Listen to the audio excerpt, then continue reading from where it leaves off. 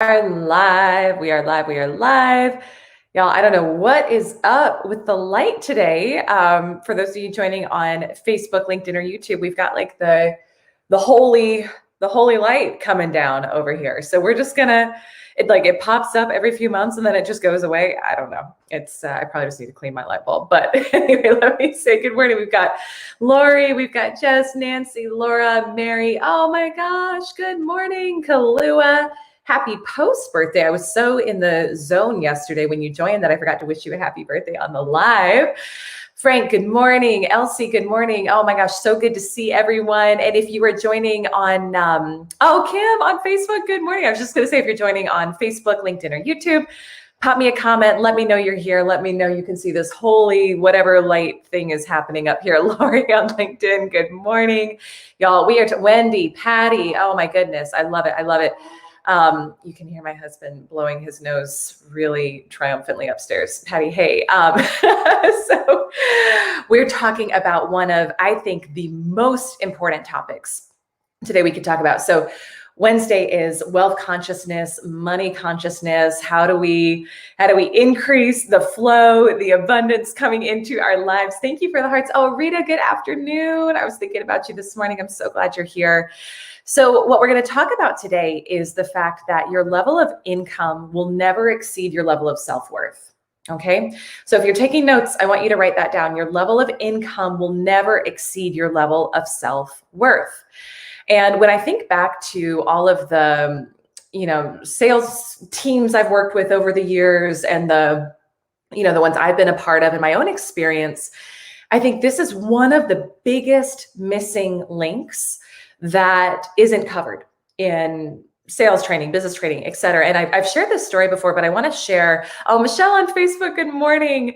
I want to share this because when I have a better story to exemplify it, I'll share it. But for now, this one to me is like the most compelling. So I've got a client who I've been working with for a while now, beautiful, beautiful woman, and very successful in her job, and she's in the finance space, but she also is a fitness instructor. She works for, I think it's like Soul Cycle, and she shared this story. She had been to one of my trainings. This was like early on when we first met. She'd been to one of my trainings, and she shared this story afterwards of how she realized she was doing something in her workouts that she didn't realize was also holding her back in her career and in her job. And she's in great shape. She's, she could easily be at the top of that class every day. So basically she's in spin class, and I don't know if does anybody do Soul Cycle? I've never done it. I think that's what it is, but there's like a big board up in front of the class where you can see everybody's score as they're cycling. And so she said she would notice if she started to creep up to that number one position. If she got to position number two, she would instantly slow down. Because what would it mean for her to be number one? How many eyeballs would be on her? How much attention would be on her? How much potential criticism would other people not like her, right? And a lot of this stuff, like, we think it sounds silly, and I'll tell you too, and I'm not a big fan of generalizing in terms of like gender. I think we perpetuate a lot of stories that don't need to be perpetuated with that. What I will say is I hear more surprise when I share that story with men of like, of course I want to be number one. Like, why would anyone not want to be number one? And I tend to hear, for the women who are here live today, Natalia, Kristen, Dawn, good morning. I'm so glad you're here. Who can relate to that? Even though, wow, I got a haircut yesterday. It's doing its thing. Who can relate to that? Where you can actually see how that would happen. And do you notice where you're doing that in your own life? Where there's a buffer, a limit to how much you're allowing in, whether it's attention, whether it's money, whether it's opportunities. Let me just pause for comments. Jen on YouTube, good morning.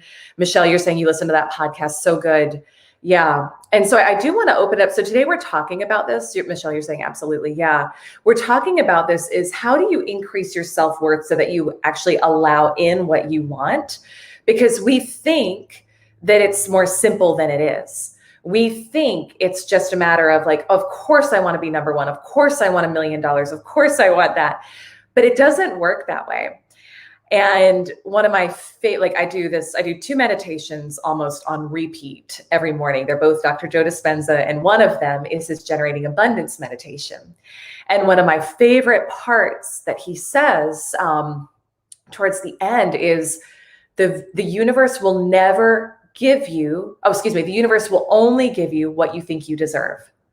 So again, if you're taking notes, write that down. The universe will only give you what you think you deserve. And now this is part of why I do a lot of inner child work with my clients and do a lot of healing, because many of us picked up stories when we were younger, whether just by watching how our parents showed up and said, we can't have that, that's too much, or in some way demonstrated that they didn't feel worthy of more. We picked up on that same thing, and we then perpetuate that feeling of undeservedness, whether it's for, again, this applies to everything, money, attention, clients, love, even. We perpetuate that, and we don't realize that that's what's blocking us. Is anyone having like a light bulb moment? Is anyone thinking about it like this yet? Or is this kind of a new concept that might be the thing that's holding you back from what you want, is that you don't feel worthy of it? Kalua, you're saying, yes, you notice you've held back because you didn't feel worthy of something. Lori is getting some laughing. So, and I've noticed that so many times in my own life. And that's where, when I notice if I'm at a certain level for a particular amount of time, I know now I've got to look at what part of me doesn't feel worthy of the next level. It's not, I don't look first at what's the better system or structure to put in place. Not that that's not part of it, right? Especially as we're scaling and growing our sales and our businesses, but usually there's something inner that also needs to be expanded, right? We talked on Friday about expanding your capacity to receive, about expanding your ability to take in more, to feel safe in doing it, to feel confident in doing it, and to feel worthy. Today, what I want to talk with you about is how to feel worthy of it. So as always, we've got so many amazing, amazing people here today. If you've got questions on this, pop them in. If you've got questions on how do you feel worthy of what you want, how do you increase your capacity to receive, like pop them in the comments. I want to help you with that. I'm here to help you. If you've got a specific thing that you need some support around, pop it in the comments, and I'll do my best to coach you through comments. Kristen is saying, yep, open to receiving. Yes, receiving and allowing, right? It's like, that's really what it is expanding our ability to receive and to allow more in, and to release those old limiting stories that you've been telling yourself for far too long that are holding you back from what you desire. All right. So let's get into it. So I jotted down, I put together these 3 things that I think for me and for the women I serve have been most transformational in terms of how to increase your self-worth and to feel yourself as worthy, to not only feel, but to see yourself as worthy of having what you want. Kristen's saying, what are the top 3 things you say to yourself? Oh, that's a great question, Kristen. Well, I tell you what, I'm going to answer that in conjunction with this first one that I have for you today. The first thing that I really invite you to do, and this is so important, so important, and I used to be the biggest violator of this all the time, is to compliment yourself throughout the day. It is so important. And we are taught, how many of you have been taught to do that? Or how many of you have been taught that it is egotistical, that it's arrogant, that it's not humble to compliment yourself, right? That's oftentimes what we are taught. Karen on Facebook, hi, and whoever LinkedIn user is, it's not telling me your name, but good morning, I'm glad you're here. So you have to learn to see yourself as the person who naturally and easily has what you want. And your words matter. Your words, what you say to yourself about yourself, is critically important. And I didn't really get this for a long time. I would hear people talk about affirmations. I would hear people say, and I was like, nah, just give me the process. Just give me the better process. And meanwhile, I would continue to beat myself up throughout the day. So where is everyone at in terms of self-talk right now? How are you doing with that? I know a lot of my women here are like, I'm working with you in my program, so I know kind of more where you're at, but Where is everyone at right now with self-talk? On a scale of 1 to 10, how positively do you speak to yourself throughout the day? Where a 10 is like, you are complimenting the heck out of yourself. Like you are pouring love on yourself. And a 1 is you're beating yourself up consistently. You're telling yourself you can't do it, not worthy of it, whatever. Like, let's just check in and see where everybody's at. Again, zero judgment, because I was a 1 for so long. So wherever you are, there's zero judgment. Michelle's a 9.5. Yes, yes, yes, yes, yes. I love seeing that. That is phenomenal. Patty, good morning. You say people have said that to me. I'm still figuring out how to handle that. Oh, Patty, I don't even remember what that part was about. I apologize. But you're saying you're a 5. Bambi, good morning. Doing much better with self-talk, and it's manifesting in some ways already. Perfect. Nancy's a 3. Natalia's a 4. Laura's a 5. Wendy's a 7. Kim, depends on what part of life I'm focused on. Sure. Career 9, personal 5 to 6. Yeah. And that's an important piece too. Kim, to your point, is that we see ourselves differently in different parts of our life. So we want to take inventory of everything, because what I care about deeply for each of you is not just that you have abundance in your career, and not just that you have abundance financially, but that you have a deeply fulfilling personal life, deeply fulfilling relationships, like best health of your life, all of that. You're a whole human being. And if we just have the 1 and the other 2 are lacking, it actually drags us down in that one area that may feel strong, because again, you're a whole human. You can't compartmentalize like a lot of us are taught to try to do. Lori, you're saying it goes up and down throughout the day. Okay, so one thing I would say, let me just check. Bambi's doing better, a 7. Kalua's a 5. Mary, you've written to every mirror in your house a compliment to yourself. I love that. So I would invite everybody. That's so great, Mary. I would invite everybody to do that. Write down a compliment to yourself on every mirror of your house. And as of course, you're a 9. You feel like you're a 9 in self-talk. That's amazing. So your affirmations and the way you speak to yourself, it's kind of like medicine, where it can wear off throughout the day. So I would just imagine, because I know a lot of you, and maybe not everyone's here, but like I know a lot of women have a really strong morning routine, right? Where it's like who feels like they've got an amazing morning routine where you're like doing your affirmations and maybe getting in some movement or a workout and doing your reading, doing your prayer, studying, whatever it is that you do. But then that's it throughout the day. And it's like you start the day on a high, and then you get to work, and then there's a fire, and then something happens with a client, and like do you notice throughout the day that your level of confidence in yourself and the way you see yourself can morph as you go throughout the day and things kind of crop up? So we have to think about it just like I use the analogy of food more than medicine, actually. So just like food, like if I only ate first thing in the morning, so like huge respect to everybody who can fast. That's not me. If I ate first thing in the morning and I didn't eat the rest of the day, I would kill someone by the end of the day in the most loving, high vibe way. So it's the exact same. And I was working with, I've got a couple of men who I do private coaching with, and I was working with one of them earlier this week on his schedule. And he's an executive at a big company. And he was like, morning routine is tight, but throughout the day, stuff comes up with his team, with people where he starts to feel less confident. And so we put together, it's a 3 times a day routine for his mindset, where not only in the morning, but in the middle of the day, he's doing his affirmations. For him, his spiritual life is an important part. So he's praying and he's doing it. Like, that's it. It's not going to take a long time, but he's using meals as a cue that it's time to not only feed his body, but also feed his mind and feed his confidence. So if you need to, and I notice I need to do this too. Like we all need to do this. If you need to set up more structure with your affirmations, with your self-talk, with complimenting yourself throughout the day, do it. And do like a trigger, do an alarm on your phone that reminds you first thing in the morning, middle of the day, and at night, because your mind is most open to being conditioned 2 times during the day, first thing in the morning and last thing at night, when your brain waves are slower.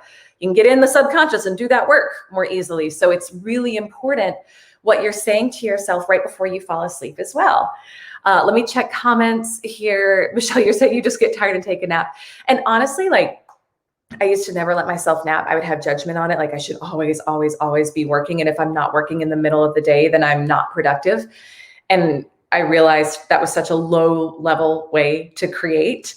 And so sometimes the best thing to do is, like, if it's starting to feel heavy, if you're noticing that you're slipping, if you're noticing that energetically you're not in alignment with that higher version of yourself, like, set it down, take a nap. It doesn't have to be long, right? But then you notice you get, Michelle, to your point, you probably get back up and you're like on fire, right? And you're doing things much better. So Kristen, to your question of what are the top three things I say to myself, let me just pull up some of my affirmations. Oh, there's so many. I mean, and Kristen, so since you're part of the 10K club, I put all my affirmations in your virtual training. So you've got all of them in there. There's probably like, I don't know, 50 in here that I'm pulling up, but some of my top ones, like, I ask myself questions. I actually do a lot of my affirmations as questions. So I ask myself in the morning, why am I so happy and overjoyed all the time? I ask myself too, just like as a mom, balancing all the things, which many of you are, right? Why am I able to get so much done in so little time? I ask myself that all the time because I am a big believer. We can bend time and space when we get in alignment with when we start to think of the end result as already being done. And we're like, if this result was already done, what would I have done to get there? Boom, you get it done much faster. So I ask myself that all the time. Why am I able to get so much done in so little time? I ask myself, like, why does my brain work like a genius all day long? Right? Like there's so many in here. But again, Kristen, you've got some in there. Oh, one of my other favorite ones to ask, and my coach gave me this one and I love it. Why is it that I receive the most clients while I'm having so much fun spending time with Jason and Jack? Which, for those of you who are newer, that's my husband and my son. And she's a mom of 3, and her business is doing about 3.5 million. And she said that's one of her belief systems. And she works 10 hours a week. And I was like, it's good enough for me. I'll take it.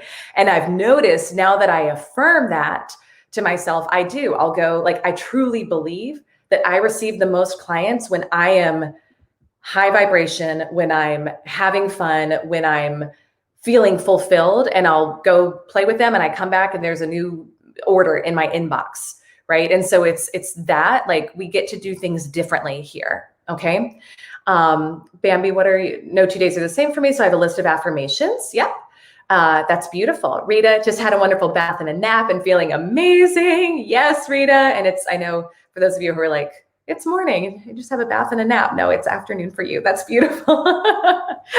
So Kristen, I hope that helps with your question on some of the things I say to myself. Let me get into these other two. Lee Lambert's in the house. Oh my gosh, Lee, I was thinking about you this morning too. I was wondering how you are. I love that you are here, my friend. Lee, you are one of my favorite people. Oh, Natalia, I'm so glad you're enjoying it. That's awesome. Let me pull back up. Oh my gosh, where did my notes go? Hold on. I got 2 more for you. Okay. Number 2, I want you to start seeing other people who have what you want as mirrors.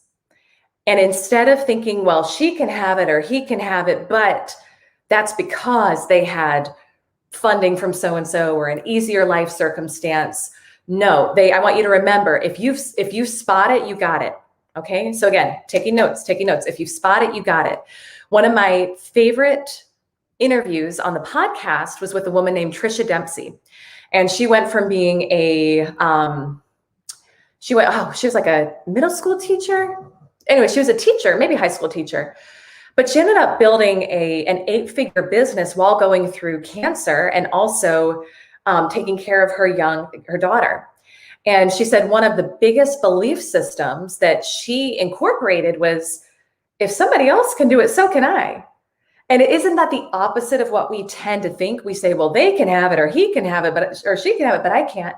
It's the opposite. I want you to start looking at other people as proof. If they can do it, and oftentimes if you actually knew the person, you would know they've been through more challenging things. And it's not comparison, but like no one has had a life that's just Instagram moments. Even if that's what you see shared, okay? The people who have what you want, they have been through challenges that you can't even imagine, just like you have. That's part of this human experience, right? So with that, use them as examples and start to look at it as, well, why can't I have that? Why couldn't I do that if they could too? The third thing I would encourage you to do is to give to others what you seek for yourself. Give to others what you seek for yourself. I see Jason, good morning. Bambi saying your thoughts brought, yeah, I did. I feel like I conjured a number of you because I've been thinking about a number of you all this morning. So here's what I find. Let me take a quick sip of water and then we'll talk about this one. So one of the consistent themes that comes up in the women that I coach and serve is that they really desperately want validation from other people. And again, it always goes back to childhood in some way, shape, or form, where maybe you wanted validation from mom, from dad, from somebody, and you didn't feel like you got it. And then you end up seeking that validation from bosses, coworkers, spouses, etc. And here's what I had to learn in my own life, because I really had that story too, that I needed validation from other people. I needed permission. I needed other people to tell me my message was good, my model was good, I was worthy. And then one day it was just like, what are you waiting for? Like, no one's going to validate you until you validate yourself. So this is kind of a two-parter. This is what happens when I brain dump before my lives with you. And I'm like, God, what do you need them to hear? And then this is just kind of what shows up. But I hope this helps. So the first thing to know is, so you got to focus on validating yourself. Okay, what you seek from others, you're the only one who can give it to yourself. And I think there's two different things that have been powerful for me in that. One is to literally give it away to other people, what you want. And that validation, like if you're seeking validation from others, look for other people who you can validate. It's like whatever you want for yourself, give to others and you will get back.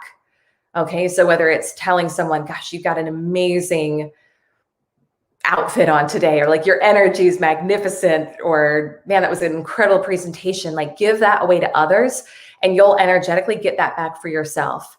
But the other piece of it too is you've got to validate yourself.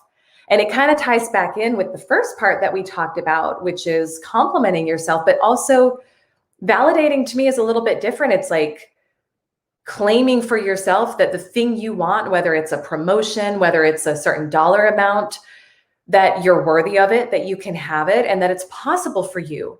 And realizing that if you're waiting for somebody else to come and give you permission, you're going to be waiting forever, my friend. Okay. And you're going to be constantly seeking that outward approval and validation. And actually the only thing that will fill your cup, that will feel good to you, is when you learn to give it to yourself. Wendy's saying, Nancy, that hits home and it takes a lot of work to get rid of. So Nancy, to your point, I'm so glad you shared that. It's a limiting belief that it takes a lot of work to get rid of. So it's easy for me to switch this, right? Like start saying that to yourself and it'll be a lot easier for you. Wendy, I'm glad this is what you needed to hear. I need to hear this stuff too. We all need to hear this, right?